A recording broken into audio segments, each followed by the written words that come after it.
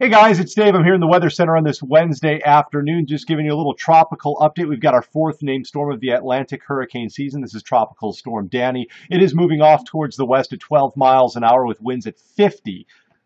West at 12. It is still more than 1,300 miles from the Lesser Antilles, so still about 105 to 110 hours away. So let's take a look at the spaghetti plots. This is all of the forecast models put together on one map.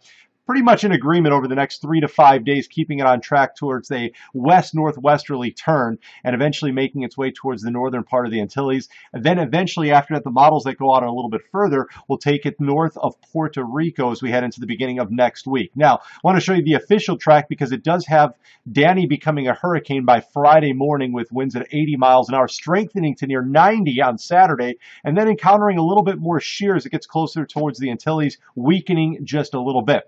Beyond that, the models start to diverge on the track. Some of them want to keep the speed and the relatively weak hurricane off towards more of a west-northwesterly track. And some of the models that slow it down a little bit have it turning a bit. So here is the American or the GFS model. This is a very long-range model here. Again, in agreement, 3 to 5 days towards the Antilles, taking it north of Puerto Rico as we head towards this time next week, next Wednesday, then eventually towards the Bahamas by the end of next week, strengthening and then beginning to turn towards the north and eventually back off towards the northeast and Bermuda. If you are planning plans over towards, let's say, the Carolina coast late next week, the end of the month, and towards the beginning of September, what this could mean for you is a northerly flow, which would bring in dry air, but also would kick up the seas as well.